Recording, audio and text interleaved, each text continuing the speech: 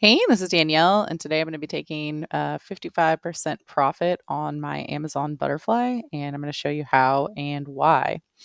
First of all, here's the trade. I have a 180, 190, 200 call fly on Amazon.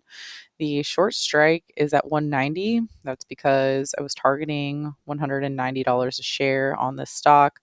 This morning it traded up into 187, a little bit above that, and it's since come back down and it's turned negative on the day. So don't really like to see that, especially when you look at the daily chart. One big thing I'm noticing here is that, not only did it make a new recent high, but it also broke through yesterday's low. So that's not really a great sign. You can also see you're losing momentum here, your volume's shifting lower.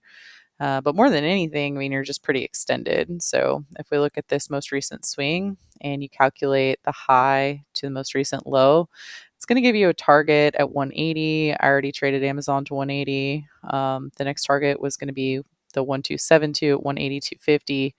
Target after that is going to be 185.50. So, I mean, you can see you've already made all of these targets. The final target that I was holding out for was net 190, and that's because Amazon has a previous all-time high at 188.65. And so, I wanted to trade it to up into the new all-time high.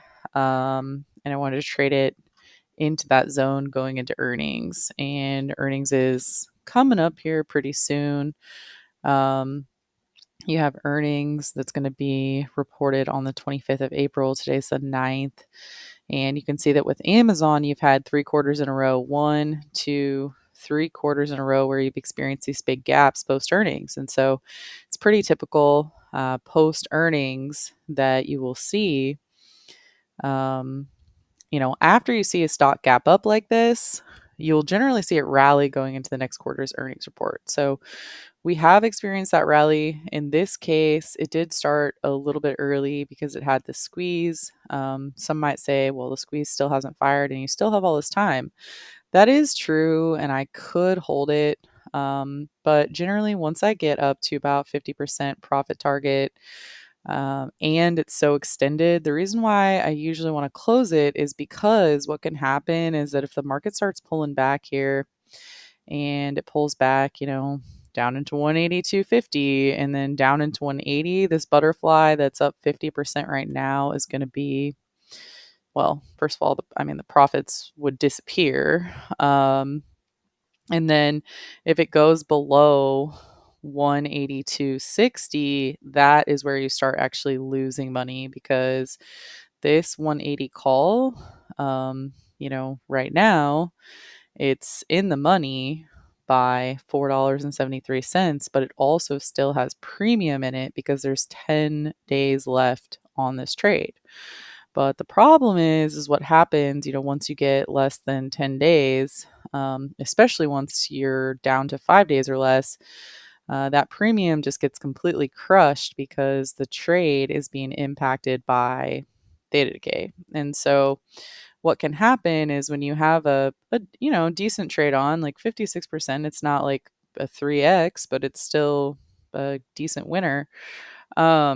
What can happen is that if you start to pull back within this time frame, this can go down really, really quickly. And so just with the way that it traded up into that new recent high and it's gotten a little bit sticky, hasn't really been able to trade through that zone, and it broke yesterday's low, I'm just going to take the conservative profit on it and just close the trade. Now, something I could do is I could come in here and add another one. So, if you look at the NASDAQ right now, you will see that the NASDAQ is in a little bit of a dicey place just because we've seen this pullback. We've seen a couple different breakthroughs of the 50 simple. Um, but it's still in a spot where we could break higher. So, I'm not totally sold on the idea that it's going to continue going higher here just because we have had a couple different breaks. We've had the VIX spiking higher. But kind of in the spot where I just want to be a little bit cautious. If I if the Nasdaq does start to trade higher, especially let's say Amazon pulls back into 182, I can always add another trade for the next target. There still is time on this, but I think for right now, the market pulling back, and with this break of the low, I think I'm just gonna take that rather than sit through a potential pullback. So this is how I'm managing the trade. If you have any more questions, let me know. I love all the comments down below. Make sure to get back to all of those questions, all of those comments. If you want to learn more, subscribe and follow me on Twitter at Trader Danielle. Hope you have a great rest of your day, and I'll see you in the next one.